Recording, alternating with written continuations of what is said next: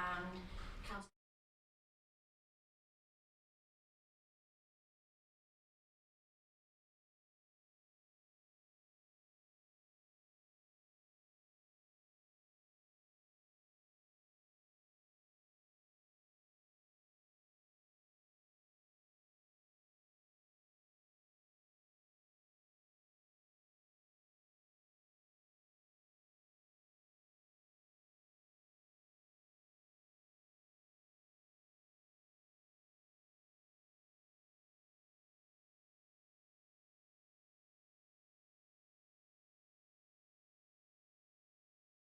Everything correct on that, apart from that? Anything anybody wanted changing or anything? Yeah, we're happy with that? Okay, so we're on now to item number 6. The land in the south of Shore Lilac View Close. Who's doing this presentation? Ariola, thank you. Thank you, Chairman, and good evening, members. So this application is in relation to the proposal for the erection of 21 dwellings and associated landscaping and highway works on lands adjacent Lilac View Close in Shaw. The application is before members this evening because it's in relation to a major development. On the screen there is the site location plan, etched in red. So the site is actually split into 2 by road knoll. There's a larger site. On the screen there is the site location plan, etched in red. So the site is actually split into 2 by road knoll. There's a larger site. On the screen there is the site location plan, etched in red. So the site is actually split into 2 by road knoll. There's a larger site. On the screen there is the site location plan, etched in red. So the site showing the layout of the proposed dwellings within the site. As you see there will be 4 units on the triangular site, the smaller site, and the remaining 17 units will be on the bigger site. So access to the 17 units will be off Lilac View Close, while access to the smaller units will be just off Knoll Road. So the scheme actually comprises of a mix of building types and various sizes ranging from 2-bed to 4-bed dwellings. So the following slides just show the appearance of the buildings and the layout of the internal layout of the various dwellings. So that's one house type there, Abisted, and the second house type, the third house type, the fourth one, the fifth, sixth, and the seventh. So, in terms of the material planning considerations relating to the development, we'll start with the principle of the development. The site is actually allocated for residential development in the Oldham local plan, and the proposal is in compliance with relevant local and national housing policies. So, on the basis of that, it's considered that the principle of development is acceptable. And then we move on to the impact on the character of the area. So, as shown in the previous slides, in terms of scale, it can be seen that the development will be similar to existing development, and in terms of appearance, again, similar given the proposed finish materials. So, on the basis of that, it's considered that the impact on the character of the area would be minimal. Then impact on amenity. Given the separation distance between the site and the existing properties, it's considered that there will be no unacceptable impact on residential amenity. Then, highway issues. the two access points are considered to have adequate visibility, and there will be on-site provision of parking and turning areas within the site.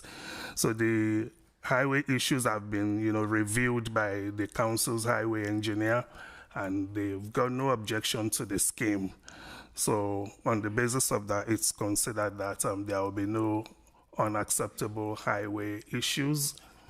Then in relation to trees and BNG, some trees will be removed to facilitate the development, but there is a proposed landscaping plan which actually provides for the provision of replacement trees, which will be in accordance with our local tree replacement policy. So the council's tree officer has confirmed that the scheme will be in compliance with our local policies. And in terms of BNG, again, the scheme has been reviewed by the Greater Manchester Ecology Unit. They are happy with the proposal, and the conditions been proposed, to ensure that the BNG requirements are met eventually. Then in relation to affordable housing and public open space, 4 units of the 21 have been set aside for affordable housing. So we think that would actually meet the policy requirements. And in terms of open space, a public open space will be provided on site. This is actually short of the policy requirements, but the applicant has submitted a viability assessment which indicates that if they have to meet the full open space requirements, the scheme will not be viable. The viability assessment has been independently reviewed, and it's been confirmed that if they have to meet the open space requirements, the scheme will not be viable. Our local policy allows proposals to be accepted where there is demonstrable evidence that the scheme will not be viable if they have to meet certain requirements. So given that provision, officers are of the opinion that this scheme will be acceptable given the amount of open space that will be provided.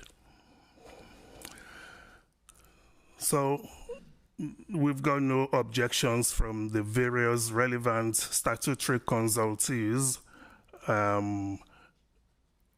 The previous application on the site, which came to members for determination about a year and a half ago, was refused on 2 grounds. One, in relation to open space and highway issues. So these issues are considered to have been addressed as part of the current application, and with no objection from consultees, officers are recommending the approval.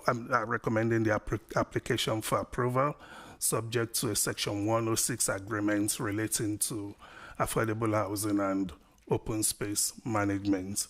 Thank you. Right, thanks for that. Garth? Thank you, Chair. I had a quick look at the report from last time. Unfortunately, my laptop's just crashed, so I can't read it from it right now. But obviously on 5.2, 1 and 2, we've said that obviously about the public open space and the reasons for refusal from last time, and one of them was around inadequate access to the site. And I remember, like I said, a couple of years ago when it came, that was one of the key concerns of residents.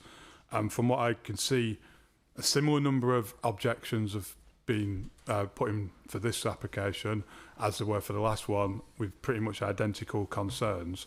And I'm just I can't really understand how, obviously, the access was not adequate last time, but now with what I can't see very little change, that it would now be acceptable.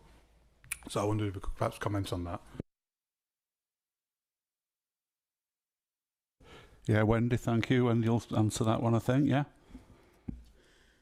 When the drawings came in before, the highway layout wasn't acceptable in terms of highway safety. It looked nothing like the layout that we're happy with this time, which again is still quite different to what originally came in, because we worked with the applicant to get a layout that we're happy with.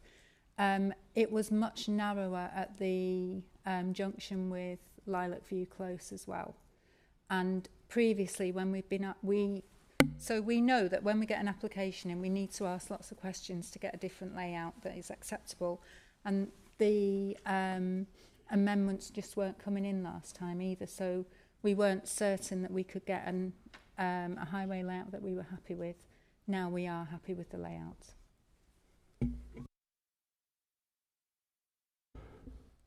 Councillor Cosgrove. Mine's just a question. I've just gone through the park and there's no mention of a peregrine falcon nesting site within matter of metres of this development. I'm just wondering, has something been factored into the... It's a well-known site, I know of it, so... Has it been factored into the... There's nothing in the paperwork. So can you say that again? I didn't really get it. Peregrine falcon nesting site within a matter of metres of that corner there on one of the buildings, and they go back every single year. I know of it because I'm into that kind of thing, but I've looked through the paperwork and there's no mention of it because they are a protected species, aren't they? Yeah, so just in relation to that, an ecology report was submitted with the application, which actually covered all issues relating to ecology on the site. Right. And that was actually reviewed by GMEU, and they came back with some recommended conditions which are included in the park, right, as well as some BNG issues. What are the recommendations? I just had a quick look and couldn't spot it. Which paragraph? The recommendations relating to ecology, I think, will be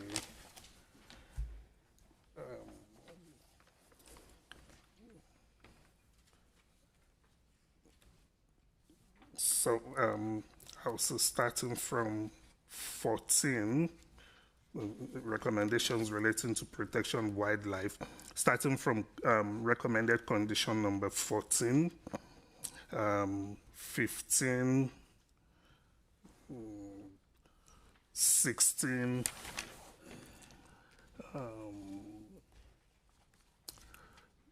17, and 20. So they are the conditions recommended by GMEU to protect wildlife generally. Right, but did they recognise that there was a nesting site next to the site? Yeah, I'm sure. Yeah, that would have been covered by the ecology assessment anyway. I don't have the full details of every habitat or species that was covered in the report, but I'm sure it would have been covered. If it wasn't, GMEU would have picked it up and raised issues. Okay. Councillor Murphy. Thank you, Chair. Question for Highways, if I can. So I'm just going off my notes. The proposal to build 4 houses in the small triangle off Road Knoll, which is accessed by Road Knoll, a single track that is only wide enough for 1 vehicle. Is there not a substantial safety issue for vehicles leaving the proposal, in particular those that will have no view of vehicles travelling along Road Knoll towards Mark Lane, and as well as similar uses for the single track road? But in addition, as there's no footpath and it's unlit and it's an unadopted road, would the same not apply to pedestrians having to walk up the roadway, particularly at night? What I'm after is some more reassurances, please. So the visibility displays are adequate. I've actually been to the site and made sure that they are. The access is actually moved because I wasn't happy with the access, so we've just moved it along so that the visibility is fine. Road Knoll already operates safely, and the addition of 4 dwellings and the movement associated with that, the pedestrian movement and the vehicular movement, there won't be any significant difference between what's there now. Anybody else? Okay, then we've got an objector, which is Lisa Smirk. If you can come down, Lisa. Oh, you're there. So, Lisa, you've got 3 minutes, and when you've got 30 seconds left, we'll let you know. Okay, thanks. Thank you, Chair and Committee, and apologies for my voice, I've got the bug, for allowing me to speak on behalf of the residents who will be impacted by this planning application. As I'm speaking, you'll see different pictures on the screen which we have taken. This plan does not address the reasons it was refused in 2024 with regards to highways, access and safety. Neither is this a new plan. It's the same plan that's been brought to you 3 times before and refused 3 times before because of highways and access. Nothing has changed to address the previous reasons for refusal. The applicant will claim that they have addressed this concern, but when in reality, the only slight modification to the position of the access points on the smaller parcel of land on Road Knoll. In reality, it's just been shuffled down a little bit and does not constitute a change of any great measure to highways and access concerns. The access to both parcels of land via Road Knoll and Lilac View are via Mart Lane. Mart Lane is a narrow lane which in some areas only measures 4.8 metres wide. It's a lane that does not afford enough space for 2 vehicles to pass at once, and at the narrowest point it has a steep hill and a camber. There's a narrow footpath on one side and a 6-foot dry stone wall on the other. To access both sites you have to navigate the roads which are precarious due to the narrowness and totally impassable in winter due to black ice, snow and the constant flow of water. Contrary to the applicant's report, Mart Lane has seen numerous accidents, the latest being in 2024 where a vehicle had to slap on its brakes due to another car coming up the road. It slipped and it hit the lamppost, something that should be reported in actually the OMBT highways because they had to replace the lamppost. The parcel of land on Road Knoll is accessed by Mart Lane and is a dimly lit, unadopted single-track cobbled dirt lane. It has no easements for traffic to pass and is the only access for 6 working farms. A local riding school is on this lane also, which offers Seconds left. riding for the children and other schools. When you look at Lilac View, that also comes off the access on a bend of 4.9 metres, and it means that people will be unable to access it without going to the opposite side of the road to oncoming traffic, and bin wagons at this present moment have to reverse to actually access that and Time's over. Lilac View. Thank you. Okay, thanks, Lisa. Any questions for Lisa? Councillor Murphy. Thank you, Chair. If we could wave a magic wand for you, and we're not on about killing the application, we're talking about trying to make the best of a bad situation, what would it be? From our perspective, I think 21 houses coming up and down the road will produce at least 42 cars. We all know that. These roads are impassable in winter. They're horrendous because we're in a valley. So the rainwater comes down and runs down all the roads. We've got steep inclines, which are really dangerous, to be fair, and really quite frightening to drive down in the winter. So I think, you know, something that's a smaller amount of houses on that parcel land perhaps would be acceptable. But the amount of houses they're putting on is going to put so much pressure on residents, and also the safety of residents. That's our biggest concern. We are an area predominantly of bungalows and with retired elderly people who do walk on the pavements, who do use walkers and disability aids, and putting more cars onto the road is going to cause concerns for their safety, to be fair. Anybody else? Right, thank you for that. Next, we've got the applicant, Caroline. Can you come down, Caroline, to the front and address us? I'm sure we won't do any of that.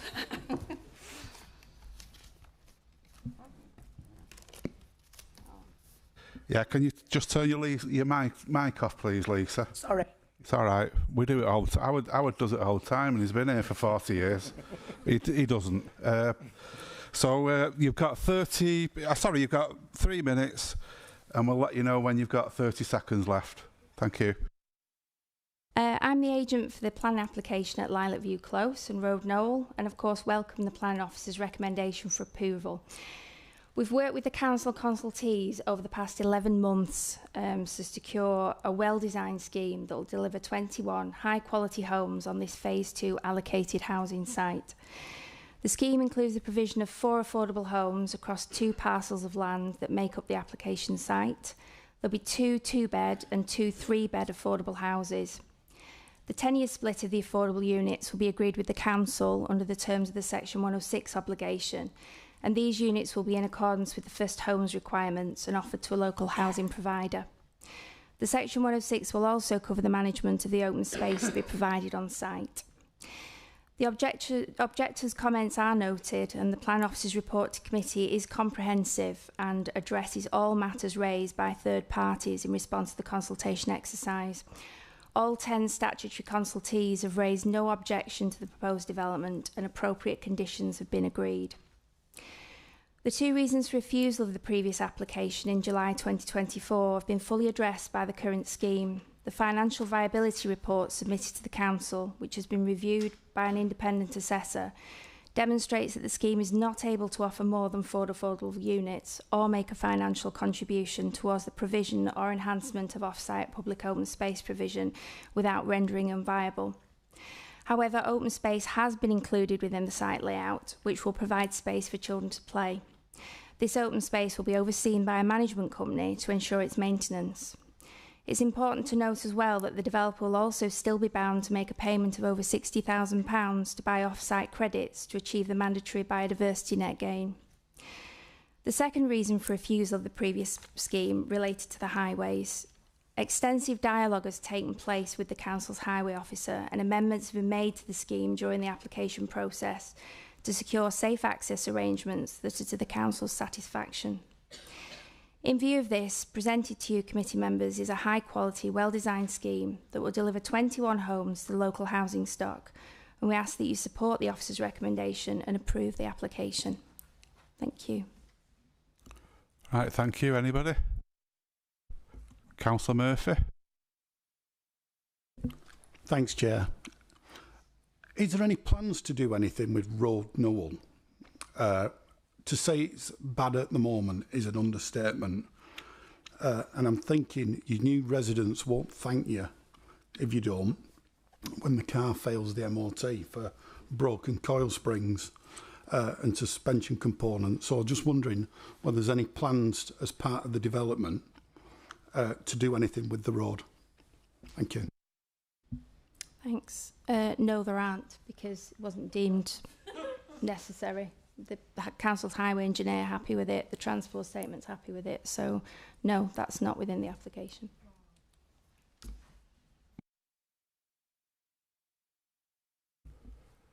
Anybody else? Councillor? Thank you, Mr. Chairman. One of the reasons given for refusal last time was the inadequate access provided to the site, and there's been some discussion tonight about how the highway's configuration has changed. The objector said that the configuration has changed very little. So can you explain how the highway configuration has changed relative to the refused application last time? And I don't know if maybe there was any diagrams or drawings from the previous application that could be pulled up to help illustrate that to committee members. Thank you. I think... yeah. I was asking the agent, yes, but I wondered if, as part of when we come to the open questions, then maybe you could ask Wendy about that one, maybe, unless the applicant wants to answer.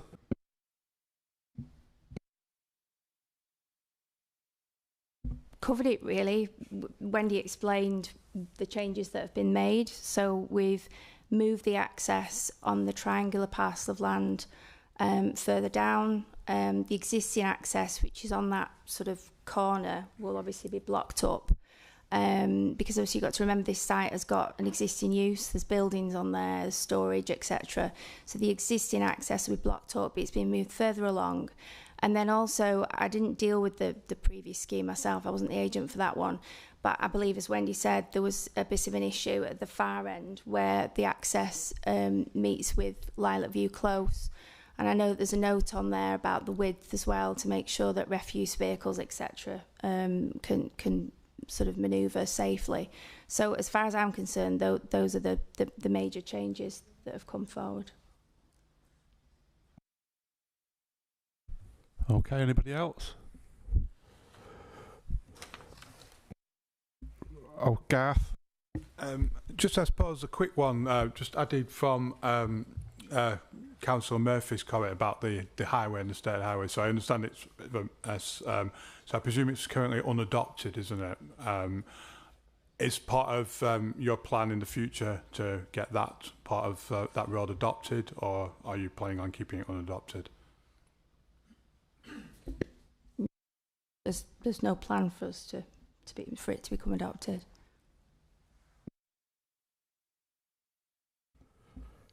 Okay, thank you.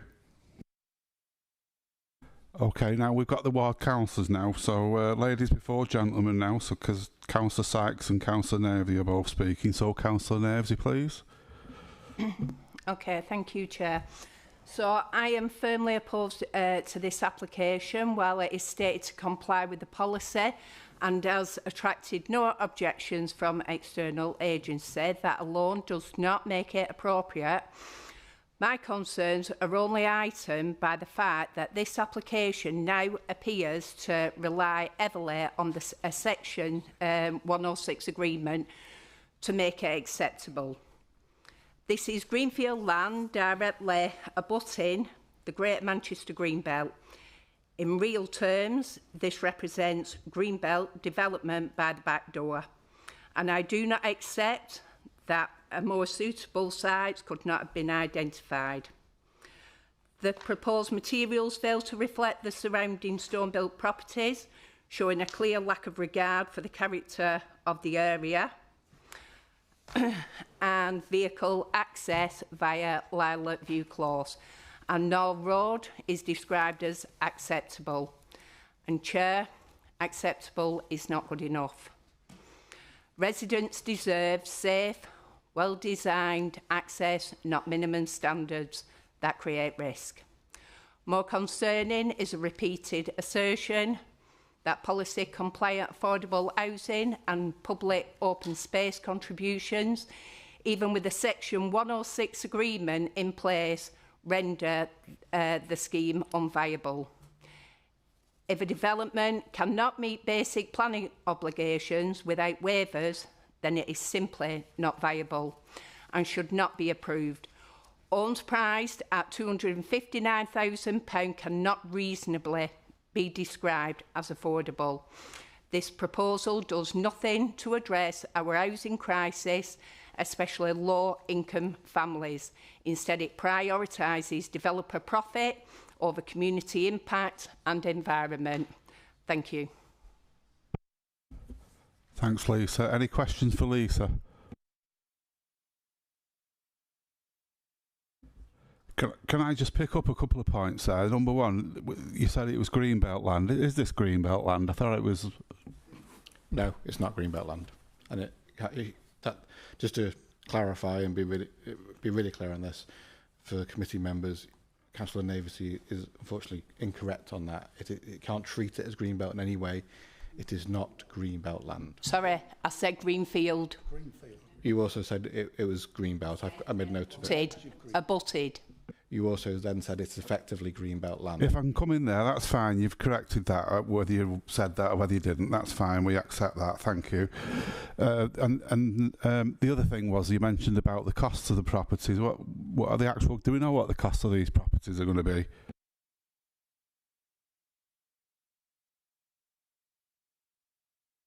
So, well, I was looking... The developer can't come in again. No. Well, with your permission, Chair, she can if she knows the information. If you've got that information, then I believe you can come in with that. Yeah, so the lowest cost house it's incorrectly stated actually in the report. So the market value is 259,000, but the discounted affordable rate is between 30 and 50% less than that. So the way it's worded in the report, it doesn't sound quite right. So that's before it's been discounted. So when you're looking at the first homes criteria, there's a cap. Nothing can be over 250,000. So the discounted price will be well below the 250. And I think, just if I can, Chair, just to add to that, in terms of, again, the point that Councillor Naversey made, which I understand about, you feel that it's not affordable in inverted commas. I understand where you're coming from on that, in terms of we sometimes, as a committee, we get concerned that even affordable housing has a higher price than we would like, but under the definition of affordable housing in planning policy, national planning policy, the units referred to as affordable housing in the scheme are affordable. Anybody else? Okay, thanks Lisa, thanks for that. And now over to Councillor Sykes. Howard, thank you. Yeah, I'll put my light on now. Is that all right? I won't repeat anything other people have said because I don't think that's much point. I'm here to register my objection on part of residents and also somebody who's very familiar with this area and enjoys the smooth ride of Road Knoll. And can we just be clear, all the way through this report we talk about somewhere called Knoll Road. There is no such place. The name of the place is Knoll Road. I said this last time I spoke to committee, and yet we've still got it riddled throughout this report, and that doesn't fill me with confidence. It might be a mistake, but it is Road Knoll. Always has been, always will be.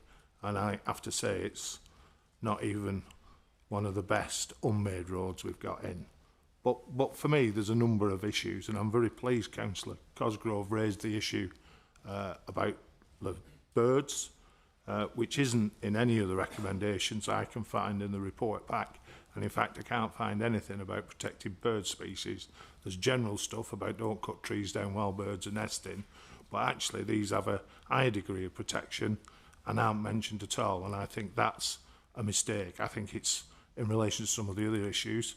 I suppose if you're a falcon, it's the biggest mistake in the report, but for me, it's not the major one, but I think it is significant in terms of this and its environmental impact. We've had two different things, so we've wavered our own well-debated, well-registered design standards or expectations in terms of 106 money. And if it doesn't wash it, and what we'll do is have a bit of marginal land controlled by a management company, and I don't know if anybody else has any of these management companies that are set up in developments that control bits of land. It's all good for a year or two till the money runs out or isn't looked after, and then it becomes a problem, then it isn't looked after and whatever. I understand why developers do it. It's not a criticism. It happens all over the place, but it's a really bad idea in terms of that, because it doesn't get looked after and then it'll become an eyesore, and it's a cheap sop for what should be provided that's in our own planning policies in terms of a 106, and a development like this should be designed so it provides that. That's why you set the rules, otherwise keep suspending your own rules. And I've been sat and lectured by a number of people sat on that front bench, including you, Chair, about what's the point of having rules if you keep bending and breaking them, whereas this is what this application clearly does. You've had a very similar application, and I'll say very similar on at least 2, if not 3 other times. And for me, the reasons for refusal last time are still valid this time. I'm not concerned about the affordable units because, as you've just described, I think most people, you know, that's fine. I'm interested in a quality development that doesn't impact on the other residents that already live there and then creates traffic problems that we then have to try and retrofit and deal with down the line once all those properties are occupied. But I certainly wouldn't call a discounted 250 grand house affordable. But I understand that's the rules, and that's, you know, we could have a long conversation about somebody's affordable isn't somebody else's. It doesn't provide what I call social housing, which we've got a crying need for in our part of the world. But that isn't, again, my major planning thing. My major planning thing is about the highways. We saw from one of the speakers a number of pictures. You can see what the highway network's like on Mart Lane, Mount View Road and Lilac View. Mount View and Lilac View in particular are what I would call substandard, as in width of highways, with reasonably narrow pavements. And I have to say, it's like a zoo already with the usage in terms of parking, and a lot of people have drives and use them, and even with that it's still a problem. We've had refuse wagons not being able to pass on many of occasions just due to the volume. And what bothers me is all that, and this development puts pressure on all that and puts pressure on all that traffic that then has to funnel out through Mart Lane, where it is physically impossible for two cars to pass at one particular point. There was a picture of that. I think it's the one that shows the horses going down the road or whatever, where it's just physically impossible for two cars to pass. And my concern, somebody been around a while, is I'm not opposed to development, and if you ask me, this isn't Greenbelt, it is zoned for housing, so at some point it will get developed. It's whether this is a good enough development for it, and that's part of the argument I made last time. And I don't think it is. I think we could do better, and I think if you refused it, I think you would have another proposal come back that would be a better development.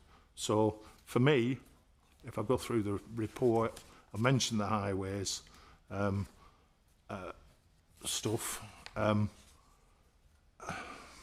think particularly, as I mentioned, is the traffic when it makes great play at 12.4 that there's no reported accidents.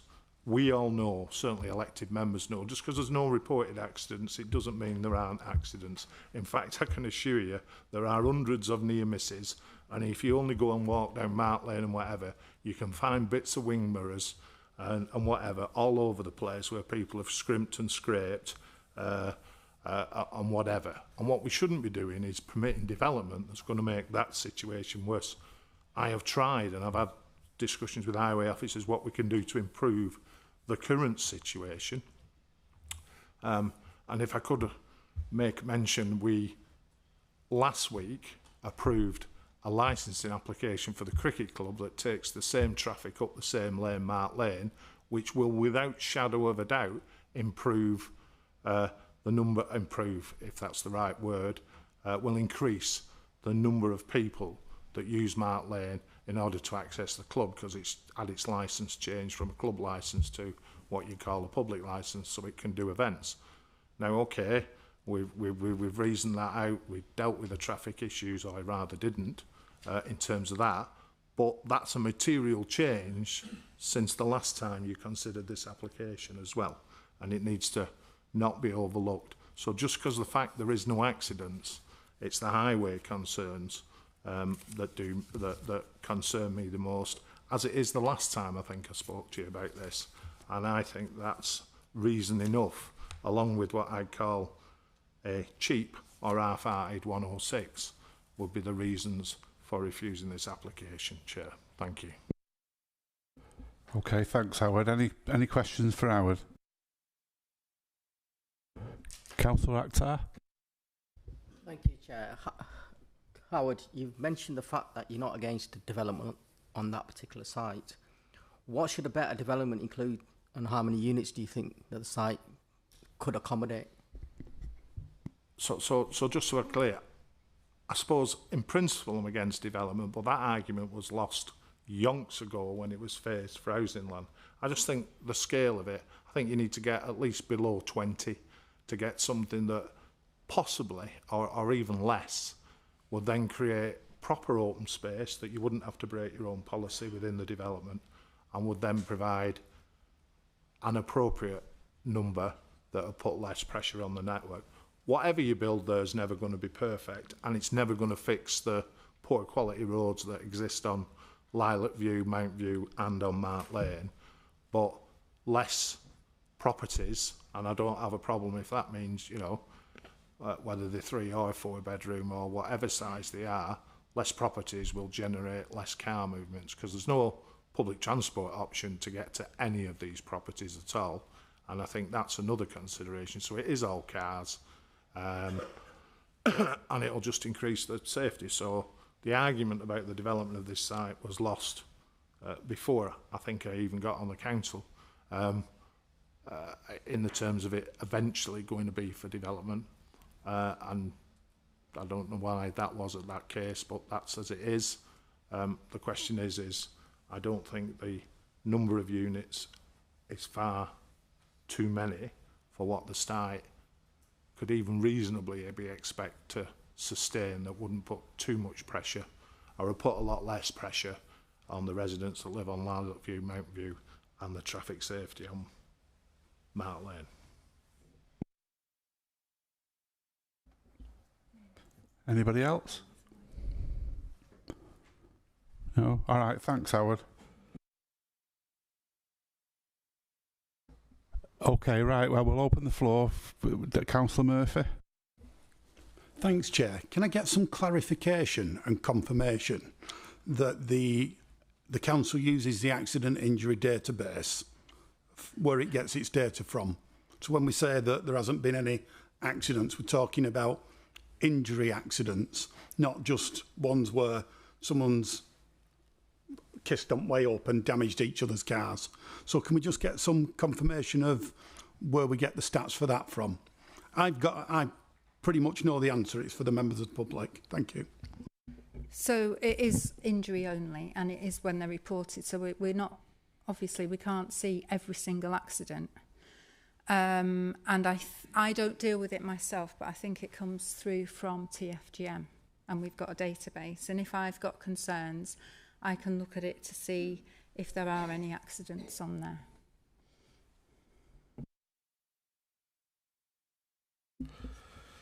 there. Councillor Lancaster. Thank you, Mr. Chairman. Earlier I asked a question about how the highways configuration of this planning application differs from the previously refused application. I don't know if we're able to do the comparative diagrams. That have they been able to be sourced? No, I can't put them on the screen for you, but in terms of I can describe in terms of the main change, in terms of what's the current layout, proposed layout on the screen, where you see those trees that are shaded red on the left, which is denoting trees being removed. The access went through those trees and north of them a little bit, so they were much closer to that junction further up. And so as part of the negotiations, as Wendy referred to, we asked the developer to move it further south, which moves it away from that junction, which was the primary concern. In terms of the other side, obviously it doesn't look a great deal of difference, but there are small changes in terms of the width, particularly of the access onto Lilac View Close. And there's just been more detail provided. So if you look back at the reason for refusal from the last application, the highways reason was around a lack of detail that's been provided.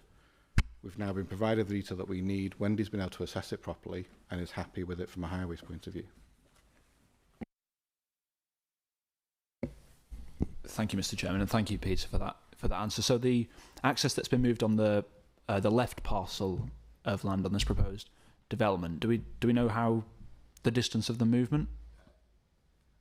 No, not off the top of our head. We'd have to get a planning scale rule out and measure it, I'm afraid. Okay, the reason I ask is because the resident objector referred to it having moved a little bit. So I just wanted to, if we could add any sort of objective analysis of how far it's moved. Yep. I can't remember the exact difference because I went out to it a while ago, but I was on site. I do a crouch so that I'm the height of a driver, and there was good visibility in either direction. And it was also to make sure that there was no vegetation within the visibility display that wasn't under the applicant's control. Because originally I was concerned that there was a tree or some bushes, and they weren't within the applicant's control, so they'd either be cut down illegally because they weren't theirs and grow back, and then they're still blocking visibility. So I've made sure that the visibility of the access is adequate along Road Knoll.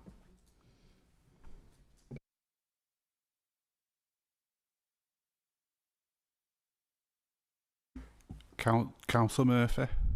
Thank you.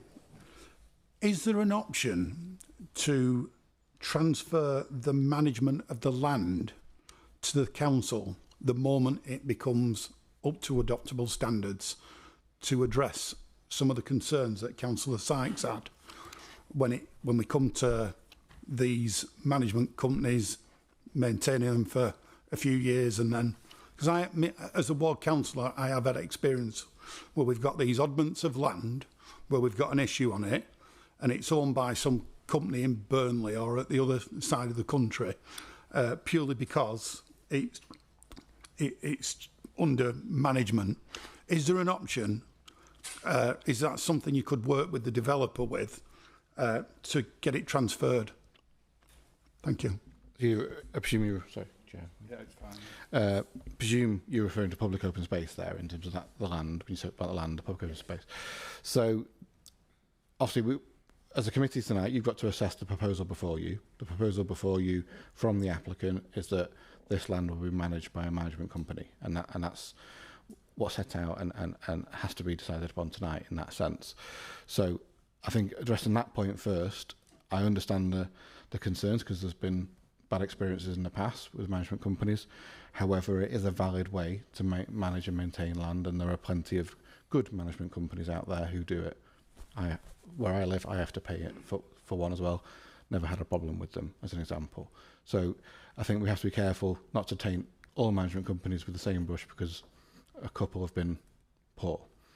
In terms of whether the council would be able to take on the maintenance if that was what was ultimately put forward, it's not the council's policy at the moment to take on further open space and the maintenance of that and the cost of that.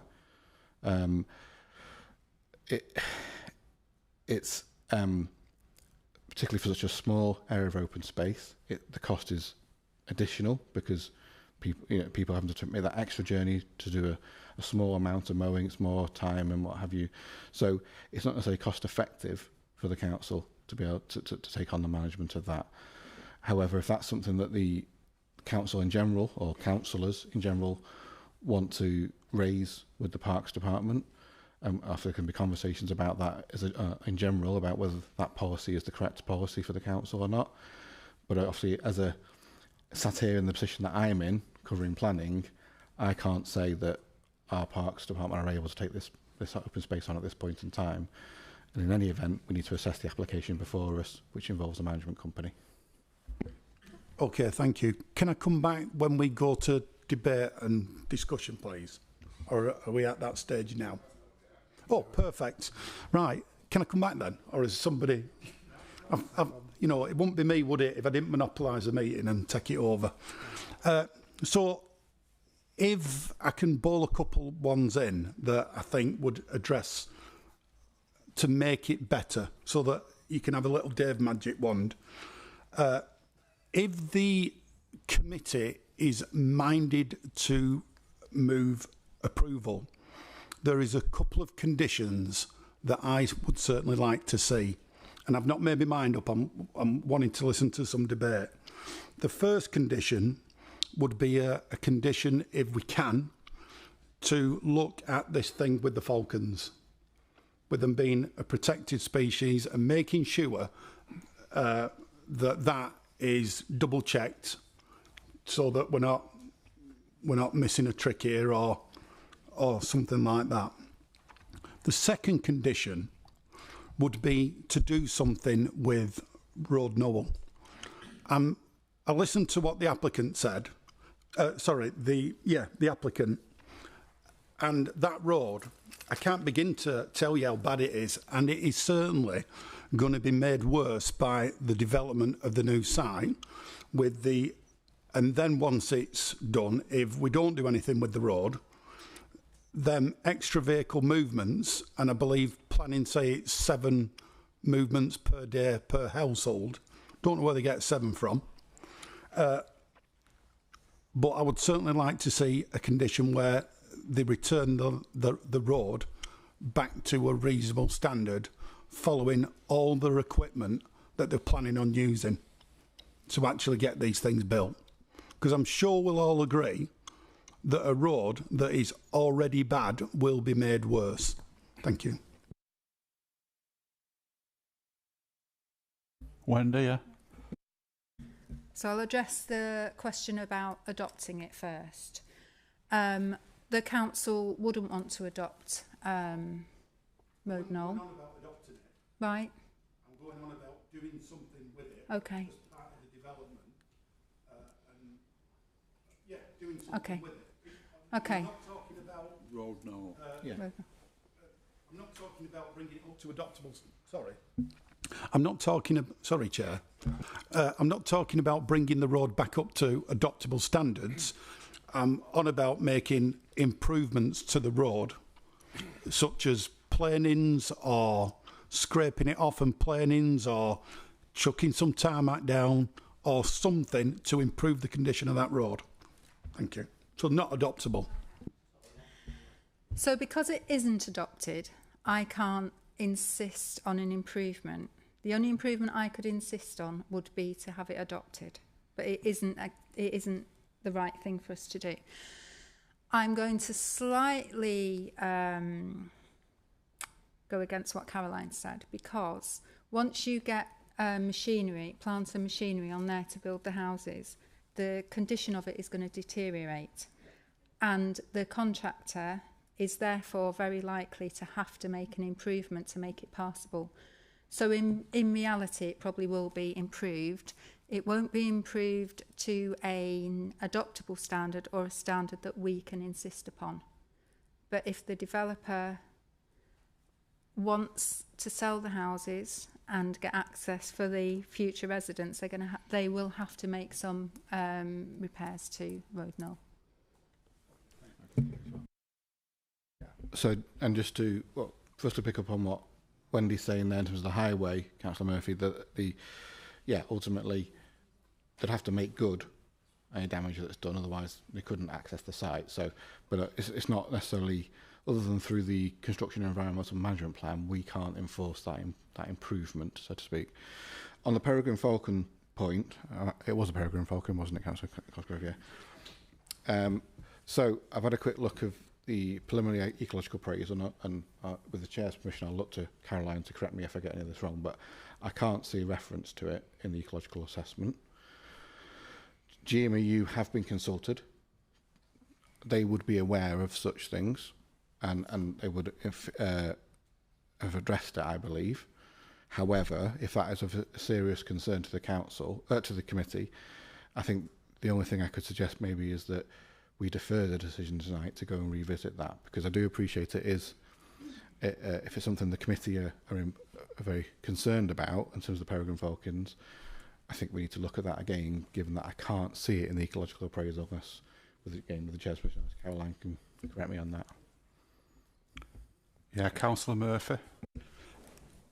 Would a condition... Before that, Dave, can Caroline come back? Because I think she might have information, did you say?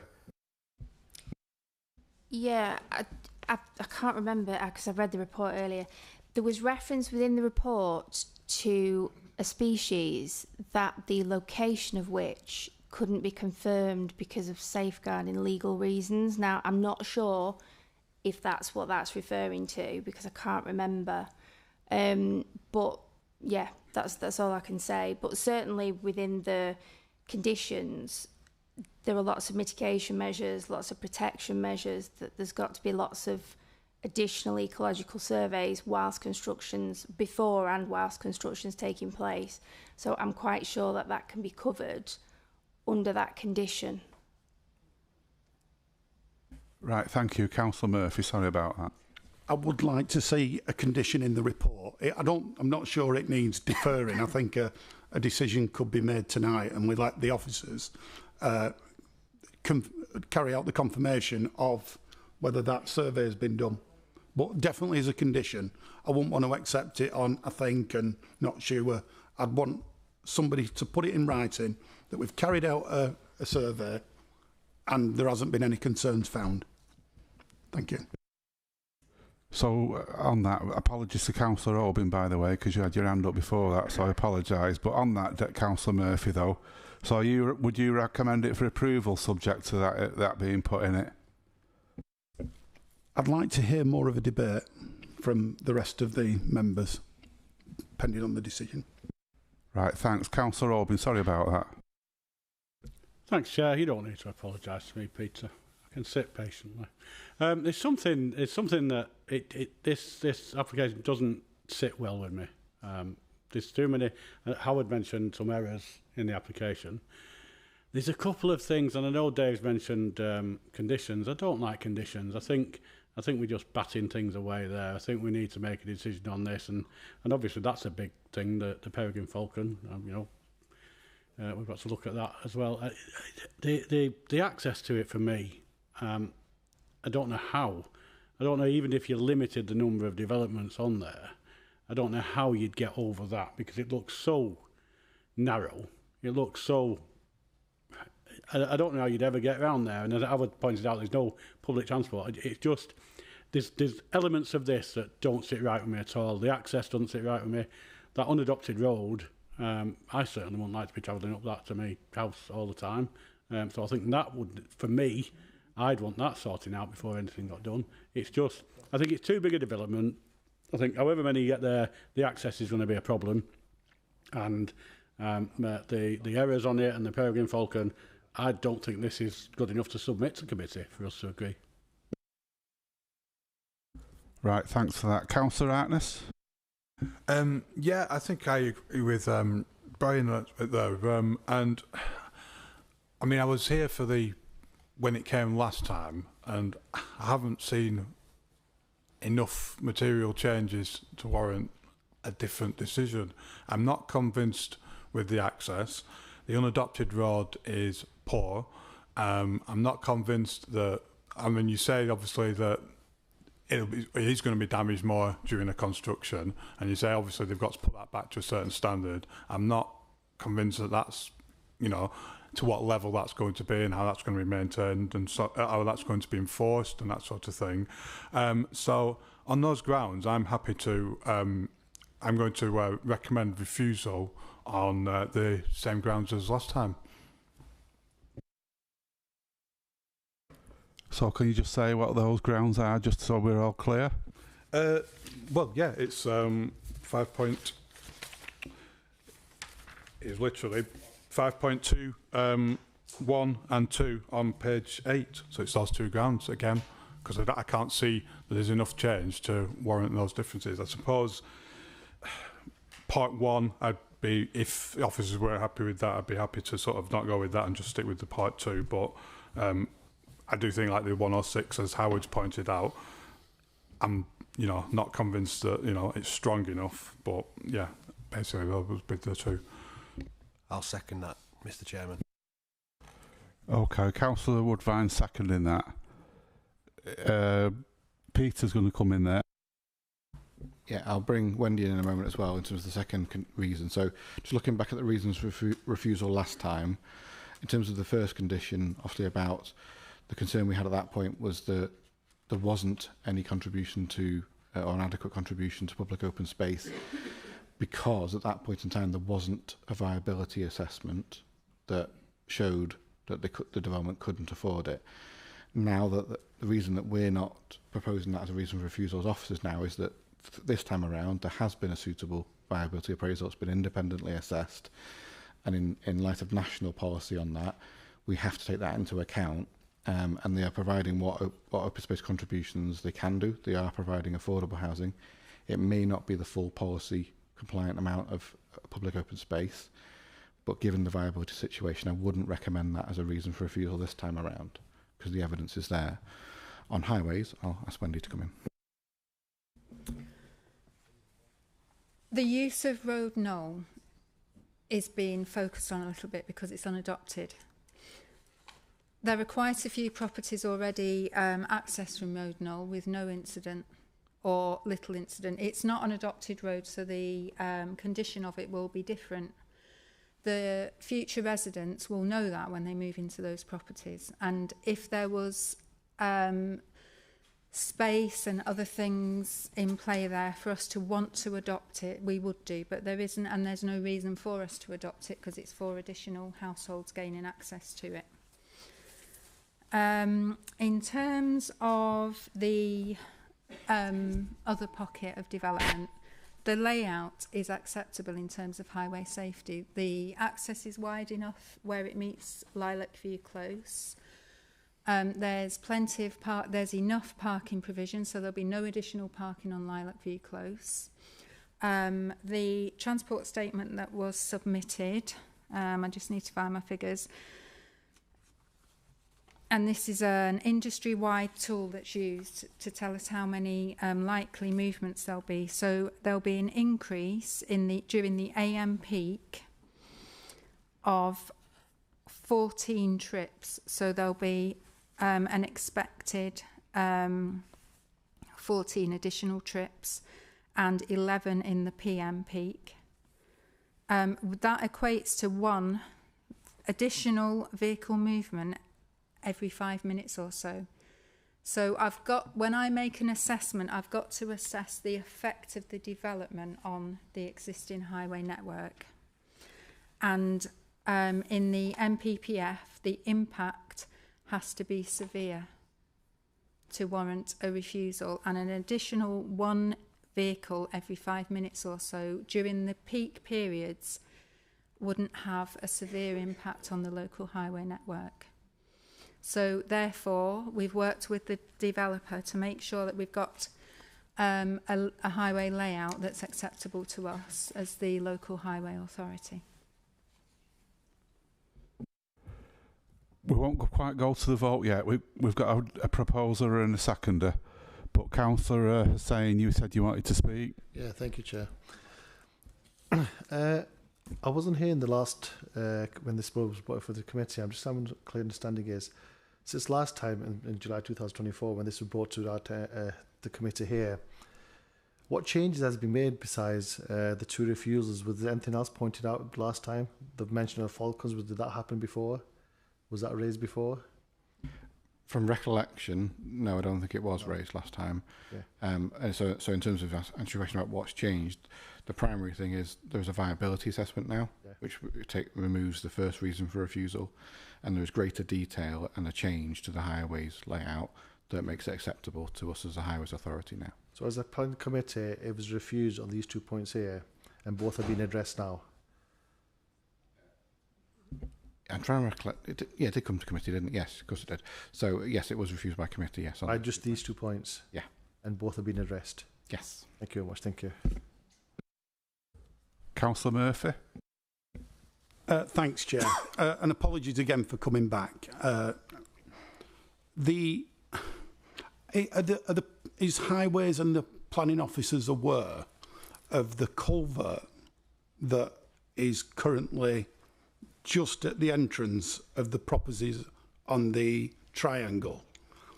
And the reason why I bring up the culvert, it's collapsed before now, and that area has flooded. So has there been any flood risk assessments done? And has there been any particular attention paid to that culvert? Like I say, it has collapsed, it has flooded, and it'll be right. And if it floods again, and you've mentioned that you're not going to do anything with the road as such, that is likely to flood them 4 properties at the triangle. Thank you. So, yes, we are aware of that. That has been looked at. Section 13 of the committee report addresses all the drainage issues.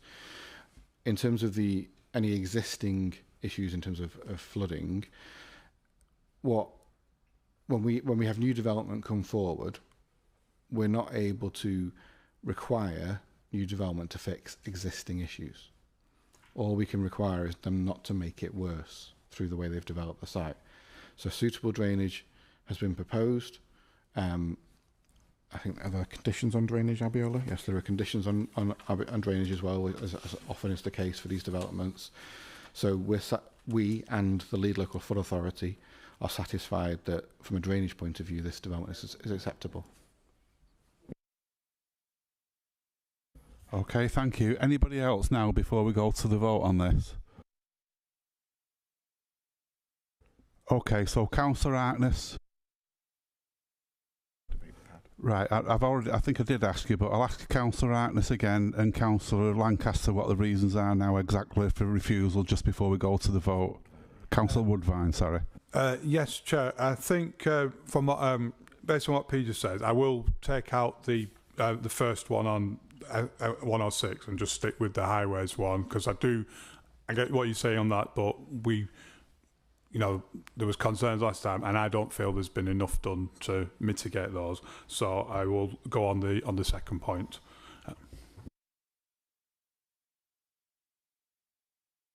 Yes, just to remind members, obviously, if you're going to be refusing the application against officer advice, you must do so for valid planning reasons, which you can substantiate in the event of an appeal, because if not, there's a risk that the council will have costs awarded against us for unreasonable behaviour because you haven't been able to justify the reasons for refusal. Okay.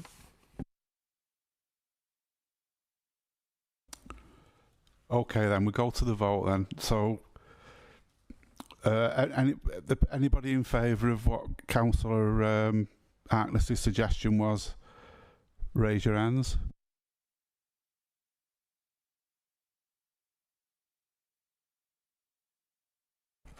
Okay, and those against?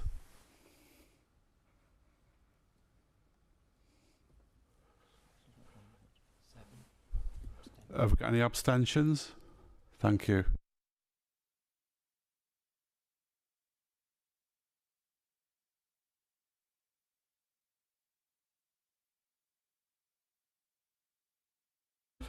Well, that motion's that one's been rejected. So, anybody else got any comments, or does anybody want to recommend it for approval? One for approval. Councillor Hussain, Councillor Charter.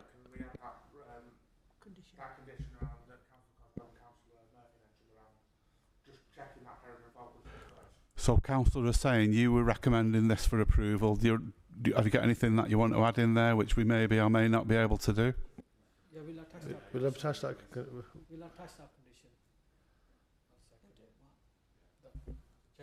Officer? Check the bird.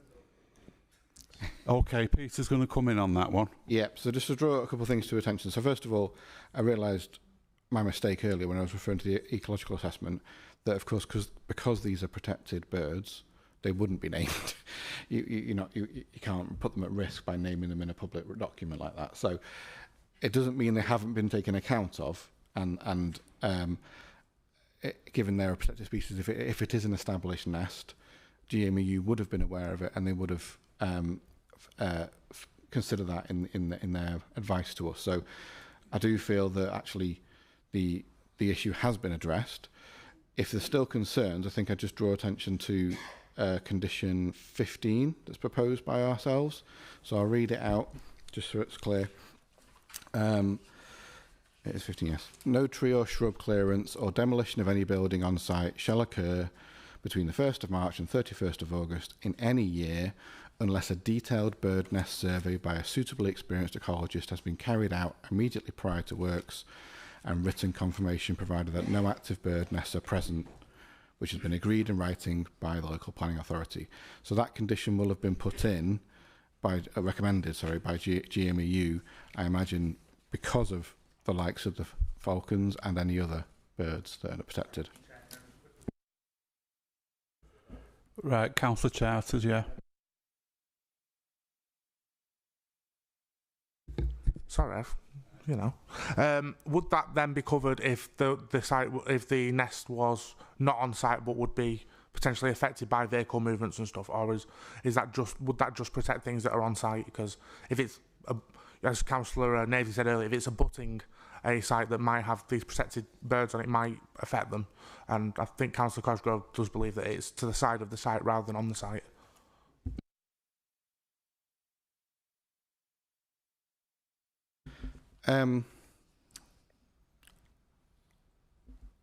The way the word is conditioned doesn't specify whether the active bird nests have to be on site or adjacent to the site. I would expect them to cover anything adjacent as well. If you wish to clarify the wording of the condition to strengthen that and make that clear, I think we're happy to do that. I think that would be appropriate, and I think would reflect what many people on committee have said tonight.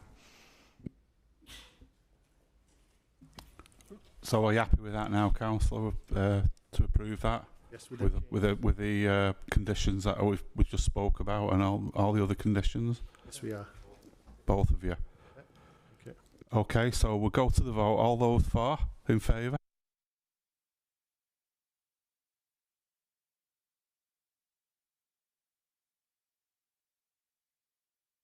All those against?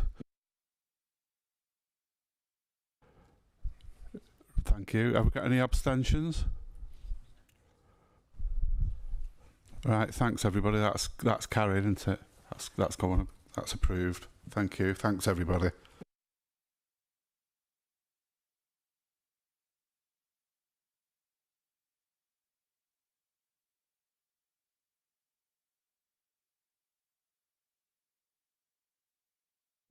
Yeah, I'll just adjourn the meeting for 5 minutes while the members of the public, if they wish to leave, and everybody else.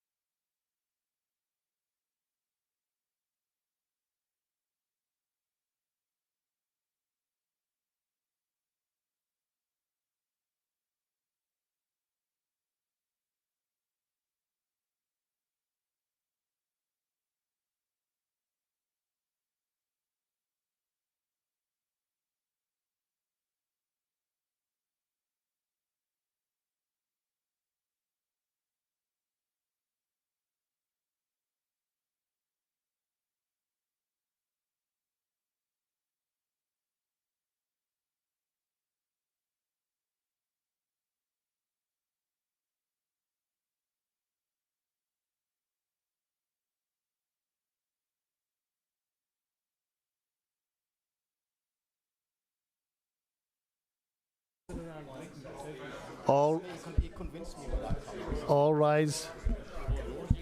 Oh, no,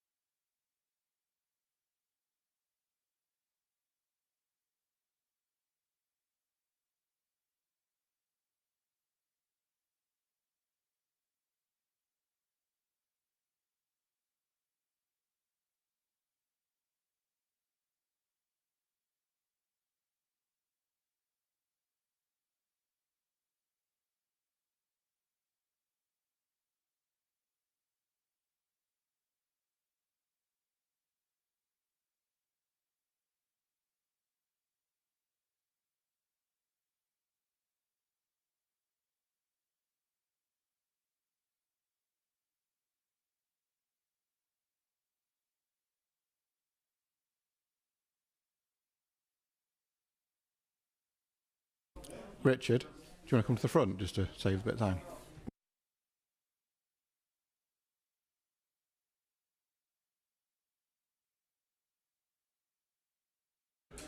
Is everybody back now?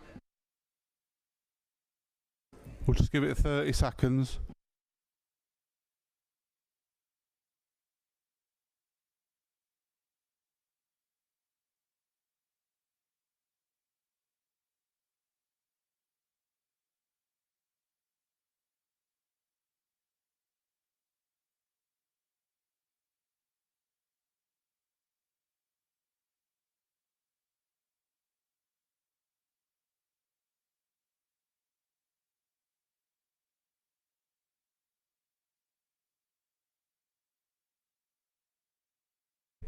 Right, okay, thank you. So now we're on to item number 7. Thanks for that, everybody. We've got the applicant on this one speaking on it. Richard? Oh, apologies on that. I started with presentation. You're supposed to get home. Sorry about... No, I don't want to get home. I'm happy to take as long as it takes. I am a City fan, but I'm not bothered about that. Sorry about that. We've got Steve doing the presentation. Sorry about that. Thank you, Chair. I would happily let Richard take the lead if he wants to. But no, good evening, members. First, I just want to draw your attention to the late list. There's a few items on there that you might want to take a look at. Amendments to conditions, points of clarity, etc. I'll be happy to take some questions about that if you have any subsequent to the presentation. So this presentation relates to a full application for 72 affordable homes on land south of Rosary Road and Fitton Hill. I will outline the site context, the key elements of the proposed scheme, and the technical considerations that inform the officer recommendation today. So the site measures approximately 2.5 hectares and sits on the southeastern edge of Oldham. It is currently an area of green space bordered by established residential development to the north and west, land undergoing residential development to the east, and open green space and a woodland belt associated with Bankfield Clough site of biological importance to the south. Access to the site currently exists from Mill Farms Close to the west and a gated spur off Rosary Road to the north. The site is traversed by a public right-of-way which runs across the western and southern boundaries of the site. So these are just some... Oh, I've popped ahead there. So these are just some site photos and photographs that just help illustrate the semi-rural net character of the site. The residential interfaces along the northern, western and eastern edges, and the landscape and woodland backdrop to the south. The site's topography falls gently from north to south and west to east. So these two photos here, that's the access from Mill Farm Close, and that is the public right-of-way in the top right.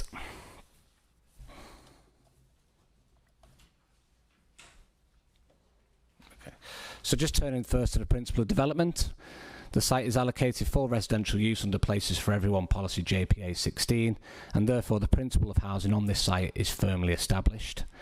A key strength of this proposal is that it would deliver 100% affordable housing, responding clearly to an evidence need that is borough-wide. The tenure mix comprises social rent and rent to buy, and the housing team has confirmed that this form of provision is in high demand. The mix of 2- and 3-bedroom homes also well aligned with the local household needs.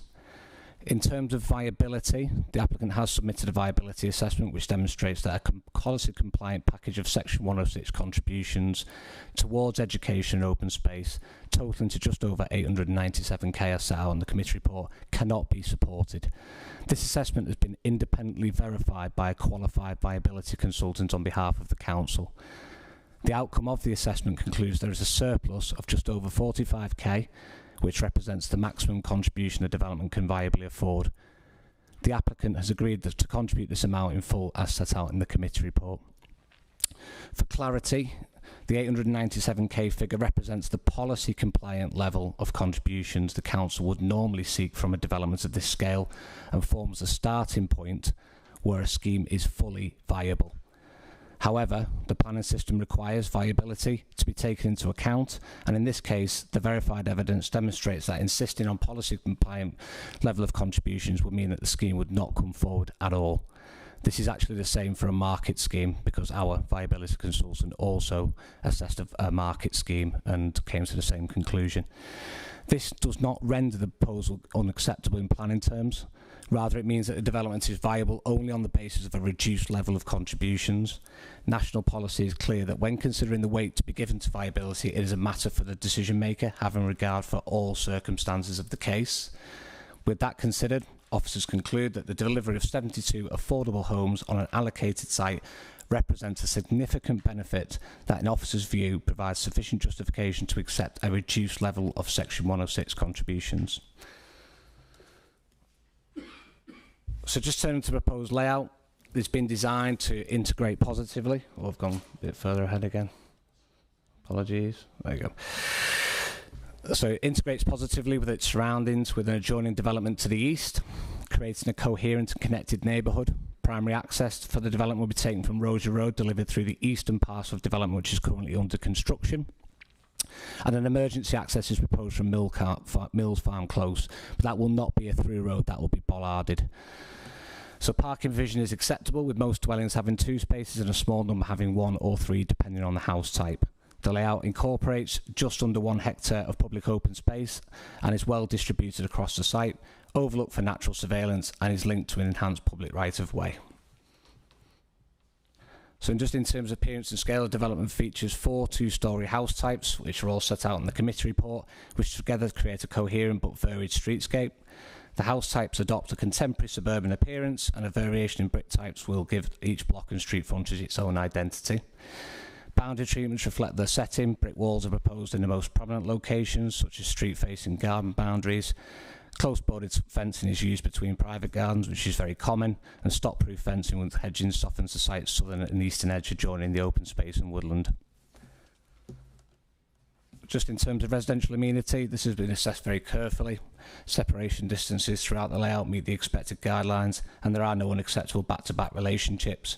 The relationship between the development and surrounding residential properties are judged to be appropriate and do not give rise to concerns of overlooking or overbearing impact. All house types comply with nationally described spacing standards and are designed to Part 4 M42 accessible and adoptable standards.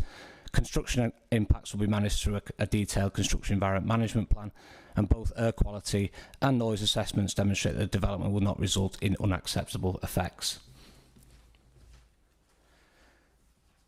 The landscape strategy has been developed in part to deliver a defensible and permanent greenbelt boundary along the southern edge of the site in accordance with the policy set in the PFE. The native planting will reinforce the ecological corridor and Bankfield Clough SBI, which is supported. On heritage, as set out in the committee report, the development introduces some change to the wider setting of Bank Top Farmhouse, which is a Grade 2 listed building. This would result in a very low level of less than substantial harm. However, this harm is mitigated somewhat by the intervening land, existing built form, and strengthened planting proposed as part of this development. In addition, and perhaps more crucially, we consider the low level of harm to be clearly outweighed by the significant benefit, which would include the delivery of 72 affordable homes and a strong contribution to overall housing delivery in the borough. So other material planning considerations, Wendy will obviously touch on the highways if necessary, but the transport assessment confirms that development would generate a modest traffic levels and that local junctions will operate well within capacity. That's been confirmed by TFGM. Active travel is embedded in the layout with new footways, an upgraded prow route, public right-of-way I should say, and cycle links connecting to the wider network. On ecology, GMEU have raised no objections subject to conditions. While a scheme cannot achieve the required 10% biodiversity net gain on site, the applicant will secure the necessary units off-site, which is the accepted approach. In terms of trees, only limited removals are required, and important trees and woodland features will be retained and protected, as set out in the committee report. Further detail on no-dig construction near tree root protection areas will be secured by condition. The site is located in flood zone 1 with no identified fluvial risk, and the LLFA raised no objection in principle, subject to condition with some refinements to the drainage strategy. So just in conclusion, we consider that the scheme delivers some really strong benefits. These include delivery of 72 affordable homes, of which there is a clear need, as confirmed by the housing team, a mix of property in sizes and tenures that align with local demand, and some modest economic benefits during the construction phase and longer-term economic benefits to the local area. And overall, we consider that the application should be approved, obviously recommended for approval. Thank you. Councillor Charters. Thanks, Chair. I've just got two quick questions. First one is, obviously, a lot of the objections and stuff mentioned in the report was around the fact that this is currently green space, but it's my understanding this used to be a school and only burnt down a few years ago. I remember it being a school not too long ago. And so I just wanted to just clarify that. And then the other thing I wanted to clarify was around the viability assessment. I'm really struggling to understand how, if a site isn't viable without the contributions that are required by policy, how we can see it as acceptable. It's something we talk about a lot, and especially we talked about during PFE, was as the development comes, the infrastructure will come with it. And if we're now going to look at a proposal where they've said, oh, well, we can't afford the infrastructure, but we'll still pass it, then it puts us in a difficult position, having spoken to residents and said that. So I just want to get some more clarity on that, because it doesn't sit right with me at the moment. Thank you. Yeah, I think it does form part of the previous school grounds. Yeah, so you're right about that. It just looks like an area of open green space for the time that's passed now. Yeah, I mean, obviously it was in the green belt until it was allocated under places for everyone, and removed from the green belt. But yeah, green belt doesn't necessarily denote that it has to be greenfield, as you know. It's about it was used as a playing field. In terms of the viability point, I mean, again, totally understand your frustration, Councillor Charters. I share it too. The problem is our hands are tied by national policy. So national policy says that if a viability assessment has been done and it shows that development is not viable, if it has to provide the full developer contributions for public open space, education, whatever it might be, we can't stop development simply because of that. We have to take into account the viability argument. I like you, I'm very frustrated by that, because we want to have more infrastructure, but it is what it is in national policy, and we have to adhere to that. I think what I'd also add in this particular case is, of course, it is also 100% affordable. So with a normal market development, as Steve said, even in this case, in this site, it wouldn't have been able to do the full developer contributions, but it likely would have been able to do more. Particularly when you're talking about a 100% affordable scheme, effectively what we're looking at is we're taking more affordable housing, and therefore we have to take less infrastructure contributions, because the pie is, often it's referred to as a pie, the pie is only so big in a development in terms of what they can afford to make. Thank you. Councillor Harkness. Yeah, thank you, Chair. It mentions in the consultations about concerns over the width of UU assets. So I just wanted a bit of clarification on that, because obviously from my neck of the woods, we see sort of the impact of where we have got an inadequate infrastructure, and then when things go wrong, things can become costly, but nobody really wants to deal with them. So obviously we don't, there's been talk about floods and things like that, but I want to be clear that we have got the adequate infrastructure in place. So just a bit of clarity on that point would be helpful. Yeah, I think it was a concern around how much access UU would need to access their asset on site. So this layout, I think Wendy alluded to some concern about the amount of space, and wasn't it, between that the UU might need it to access their asset, but the applicants provided some sweat path analysis of the biggest truck, if you like, that they would need to access their asset, and it is justified and needed, and they can access their asset if they need to, so there are no issues for UU in that regard. The asset is adequate? Yes. Okay, thank you, Councillor. I missed you, didn't I? Sorry about that. No, it's fine. Thank you, Chair. Just clarity, is there 2 entrances into this site or 1? For cars? Yeah, so there'll be an entrance that's going to be taken from the east, and the entrance into the site will be from the eastern parcel that is currently being constructed. That will be taken from Rosary Road through that eastern parcel into the development itself. So the access from Mill Farms Close will be an emergency access arrangement, and it will be bollarded, so it will not be a through road for traffic. Does that make sense? Yeah, so there'll only be one main access for cars and vehicles to enter the site, and it will be bollarded up for an emergency access on the other side for emergency vehicles. Yeah, exactly. It's for emergency, Yeah. if there's a fire and what have you, Yeah. they have to be able to get in two ways in case Yeah. the fire is blocking. Yeah. Okay, just whilst they're building, and then there'll be just one. Yeah, for me. No, so just to clarify, that the emergency access is when the site's developed as well. So yeah, it's about, say like a fire engine being able to get in from both directions, because if a fire's at the entrance, the one entrance to the site, it needs another access to get through. But any other private vehicle will not be able to use that access. No. Is it going to be fenced off, gated off, or bollard? Okay. And sorry, I've got a second question regarding parking. So each house is going to have on-site parking. Yes. 2 cars? I think some have one. Some might have one, between 1 and 3, depending on the house type. But it's considered to be adequate provision on this site.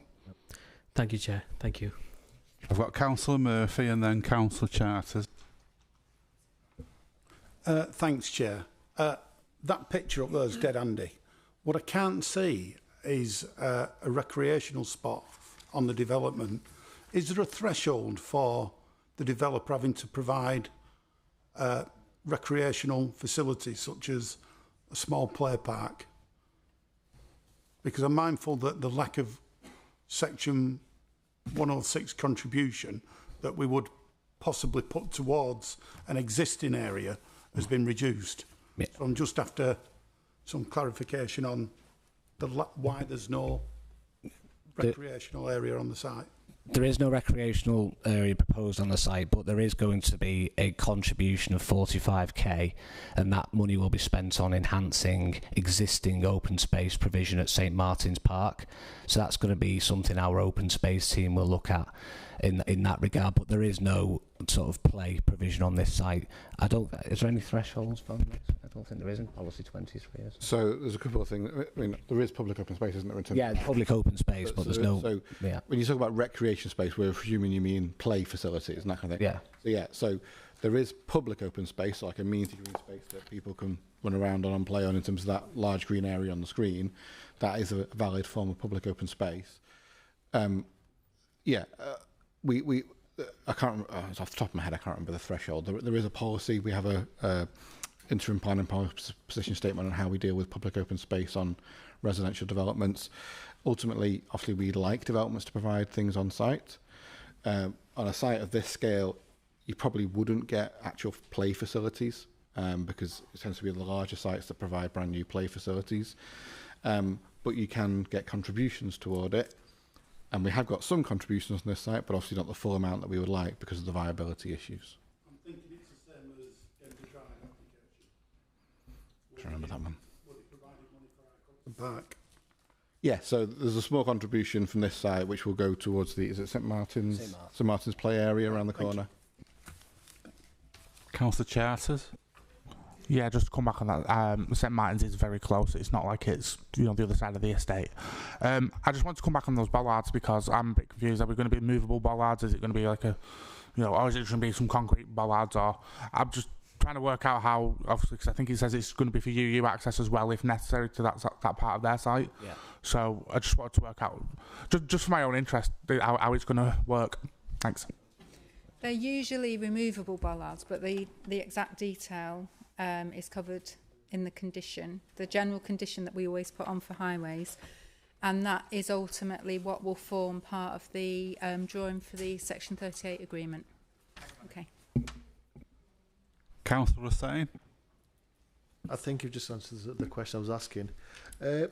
My main concern is leaving open space for children to play in. We've got Simkin Ridge on the corner from there, and I'm being a ward councillor. To go down to visit the people there. Unfortunately, when that was constructed, there's no place for the children to play there at all. And that's something they've always bring to our attention, is that we need some kind of park or something here. Now with the massive 72 house going up again and there's no space left for the children to play, I think that's something we should have really looked into. Sorry. I know we go to St Martin's, but there should have been something constructed in this site itself. So I think when we look at a development, we have to consider what is reasonable to ask for. So when we ask for contributions towards infrastructure like public open space, there's tests set out in planning legislation about how reasonable it is we're asking for it, whether it's the right amount, that kind of thing. But it's all linked to making a development acceptable in planning terms. Now, if there is already public open space in the vicinity, and this is even contributing to improve that open space, and it is perfectly walkable from the site, you know, we wouldn't necessarily expect play facilities to be provided as part of this site, a site of this size, when there's something around the corner they're contributing to. There is open space for children to play on, as is on the plan. All that green area is open space, and so there is still opportunity for recreation. It may not be formal play facilities, but I say there are some around the corner. Nash, go ahead. Thank you for that. Oh, sorry, I'm finished. Again, I just think following from councillor is saying, obviously we're ward councillors there, so we do understand that area. St Martin's Park isn't a huge place with these 72 developments, and then obviously the space I don't think will be adequate enough. There has been loads of funding. I've been fighting for funding, so we've funded it loads. We're hoping to get some new equipment on there, but we do know that there's, you know, antisocial behaviour on there already, so that could be an increase. So I absolutely echo what Councillor Hussain is saying. I feel like the development should have thought about some kind of recreational place or a smaller play area within that. I mean, 72 houses, it's a massive development. It's not just a small development. St Martin, I know we keep saying, I completely understand that, Peter, but we being ward councillors, we understand the situation that there is already an issue there. Can I ask, though, at this stage, would there be sufficient time to get that development altered, or is there any... I mean, we could probably ask the developer that question when it comes to it, but can we add some space for recreational? And I understand that they've given money in and etc., but is that option still on the table? So in terms of the decision before us tonight, if a decision is to be made, then no, it's not on the table. You have to consider what is before you.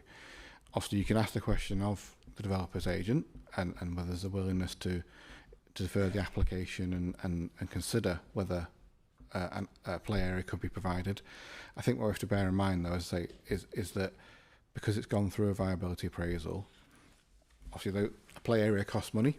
That's extra money that would either come off the contribution or maybe even be greater than the contribution they're making to Martin's play area. So I think it's always about that balance. We can't make the development unviable by what we're asking for, particularly when there is something nearby. I do appreciate what you're saying, and I don't necessarily disagree with it. It's just we have to work within the confines of the planning legislation. Okay, thanks. Anybody else? Okay, thanks, Steve. I think you've earned your money tonight. All those questions. So now we'll move on to the developer, Richard. You've got 3 minutes, and we'll let you know when you've got 30 seconds left. Thanks. Thank you, Chair. Good evening, members. I'm Richard Barton, a director at Planning Consultancy based in Manchester. The applicant Vistry, it's a national house builder. They've got a really good track record of delivering homes in the UK when they get consents. They bring them forward quickly. They delivered the most homes in the UK last year, and I think importantly this evening, in the context of what we're talking about, they delivered 1 in 6 of all affordable homes in the UK last year, which is quite a number.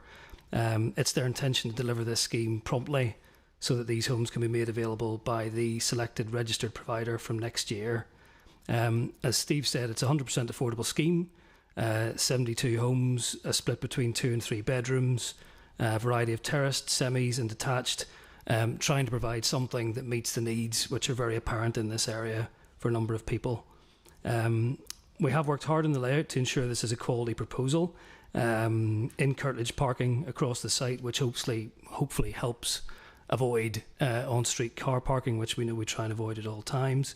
That reflects local character as well. Footpaths will be provided on both sides of the main road into the site to help pedestrians and to ensure safety. There's extensive landscaping proposed. that serves value from a visual, functional and ecological perspective. And significant thought has been given to the landscaping between the site and the site of biological interest to make sure it continues to thrive without detriment. This will be a sustainable development, both locationally and in terms of the homes being built.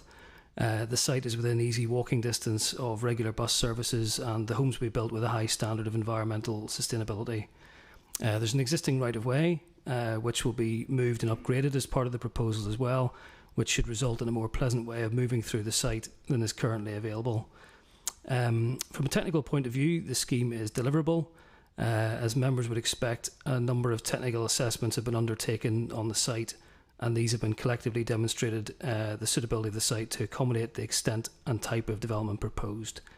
This has also reflected the absence of any objections from statutory consultees. I think also importantly, sitting before you tonight from a personal perspective, it's not often that I sit here and we don't have very many objections from the public. I know that varies from scheme to scheme. I think there's only 6 on this one. Seconds. For me, the small number of objections is a strong indicator of a proposal which has been well thought through. It proposes the right type of homes that local people need, and it's in the right location. I hope that members can therefore support the recommendation of your officers this evening. Thank you. Okay, thanks, Richard. Questions, Councillor Oban? Thanks, Peter. Not a question, really, just a comment to the developer. I quite like this. I quite like the layout and the everything about it stands out for me. And I'm usually the moaner, or one of the moaners sat here. But for housing needs and for what we need, what we want, this looks like ideal to me, and I'm so pleased to see that it's proper houses and not these narrow 3 and 4 story things that we see thrown up nowadays. So it was just a comment to say I think it's a very good application. Thank you. Anybody else? Check Councillor Charters. Thanks, Chair. I just sort of want to echo what Councillor Hoban said. I've said a number of times at this committee that we need more affordable housing schemes coming forward, and I want to actually thank the applicant for coming today and sort of recognising that it's in a place that does need this. As I sort of mentioned earlier, I did grow up not too far from here. I've got a lot of friends. I had a lot of friends when I was a child who lived on Fitton Hill, and I know the area quite well. And I know that it is somewhere that is not only in need of more good development like this, but also there's a lot of people who want to stay within their community and often aren't able to because of the nature of sort of, social housing and needing to find a new home. So anything that I think brings more homes into an area where people can stay as part of a community, and it's a really, really vibrant community on Fitton Hill. I know it doesn't always get the best rap, but it is a really good community-oriented place, and I think that this is going to be brilliant for a lot of families who may have obviously grown too large for their homes or for families and stuff. So I just want to thank you for sort of recognising that and saying that as part of what you brought today. Thank you. Councillor Murphy. Thanks, Chair. I know on the last application I was very vocal and seemed like I was against everything to do with that application. It just didn't feel right. This is a far cry from it. Everything feels right about it. Other than the 106 contribution, I'm finding it very difficult to find anything to refuse it on. So for that reason, not sure whether we're at that stage yet. All right. Okay. Well, you want your quiz, don't you? We're still on with the applicant, by the way. Councillor Nash and then Councillor Shakhtar after that. Thank you for that. I don't know what you said there then, Pete, but anyway, there is this a question for you. Being a ward councillor, I do understand that there's a lot of development going on previously, and we've been out taking photos with our MP, actually congratulating that the fact that we've got these affordable houses in our area, which is very much needed, and echo what the councillors are saying. I understand. I do like the layout. I think it's one of the better ones that we've seen around here. But what I would have, and I'm going to go back to that question again, being a parent to young children, and there's lots of families that are there. And it's not just that we as ward councillors have had concerns. We have had families come to us. And I have been very heavily involved in St Martin's Park and the development for it. And for that reason, I just want to understand that why there wasn't like a play area kind of structure there. It didn't have to have equipment. It could have just been a small little field for a football to be kicked around, because we are very scarce around Medlock Vale for play areas. And it was just that really. It was, why wasn't that considered? Maybe you've got an answer to that. Thank you. I guess a bit of a preamble first. I mean, as a dad of 2 young kids, and I just live down in Ashton, just down the road, so I appreciate the value of play parks and how much they do mean in the community. We did look long and hard at this. I mean, I think probably one of the headlines, which I know you guys don't like hearing, but it comes up regularly in planning applications, boils down to it is viability. And in some instances, you look at schemes and you think, well, why couldn't we just have tweaked that or tweaked the other? And I think the scheme that you see before you tonight, there have been plenty of iterations of that scheme to try and make sure that we are as close to delivering a viable scheme and being able to deliver as much 106 contributions as we can do. And with every little bit that gets taken away, as daft as that may sound, it makes it a little bit more challenging. So I am hopeful that, having listened to what everyone said tonight, the £45,000, which is still available, could well be used, you know, as suggested on the park that you've put so much effort into to try and improve that. So I know it's, in an ideal world, we'd be sat here and we'd be delivering everything that everything wants. It's the 100% affordable, I think, that hopefully trumps that at the end of the day. Thank you. Shoab, thanks. Yeah, that's fine. Anybody else then before we go to the wider debate? Okay, thanks, Richard. We'll go to the wider debate now, and it's Shoab first, please. Thank you, Chair. It's just, I just want to echo what the other councillors have said in terms of this particular development on affordability and obviously social housing itself. This development just actually proves that social housing, affordable homes can be delivered in Oldham.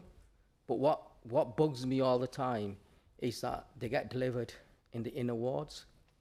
What was wrong with having social housing in the previous application? I know we've got 4, but yet those developers make a lot more profit but put less into Oldham, whereas here we've got a developer who's willing to develop the houses but yet make them affordable and put back into the community and make Oldham a better place. And I just wanted to echo and thank the developer for doing that. Thanks for that. Anybody else? Councillor Charters? Yeah, just before we move to a vote, because like we've all said, we really appreciate the affordability angle, and I appreciate what Peter said earlier around that. You know, there's a pie, and you have to think: do you want the viability or do you want the affordable homes? And you know, ideal world, we want both. But again, I do just want to put it on record that I am concerned that there are going to be more applications coming in PFE allocations where we've said. And, you know, members on both sides have argued around the infrastructure stuff many a time. And if this is going to continue, where we're going to have sites coming up and it's going to be, yeah, we're going to build homes, oh, we can't afford to do the infrastructure, or, you know, the council's going to have to, either the council's going to have to pick up the slack, the GMCA's going to have to pick up the slack, or the government funding's going to have to pick up the slack. We need developers to be contributing to that as well. Like Shoab's just said, you know, in other wards where it's, you know, not as fashionable to put affordable homes, we are insisting on the Section 106. But then when we get to places like Fitton and obviously places like in my ward, it might not be as viable. But we need that viability to be. We need the money to be shared around the borough as well. We don't just need, you know, big, you know, nice developments going up in Shaw and Crompton where maybe it's going to. They'll be able to make a bit more money and contribute a bit more, but then when it comes to your Durkers, your Fitton Hills, they can't contribute, and then people who in those communities are going to lose out. So I wanted to put that on record, but I'm also happy to move this for approval. I can second that. Okay, Councillor Charters recommends approval subject to all the conditions set out, and Councillor Hussain wants to second that. Now, has anybody else got any points before we go to the vote? Anything else anybody wants to say? Right, okay, then all those for? raise your hands.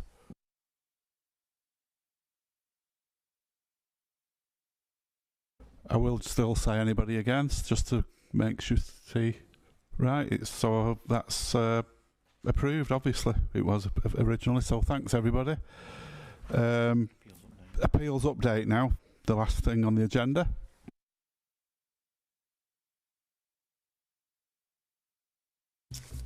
Thank you, Chair. So yeah, just excuse me, a quick update on the appeals. It was the last item on the agenda. So in the period that the report covers, we've had 6 appeal decisions, 5 dismissed, 1 allowed, which was in relation to an application for advertisement consent. And in that same period, we've had 2 new appeals. So as always, there's no decision required. It's just for noting. And then obviously, if there's any questions, I'm happy to take them after the committee. Thank you. Any questions for Martin? Councillor Charters, as always. Councillor Davis, if you didn't want me to ask questions, you wouldn't have me here.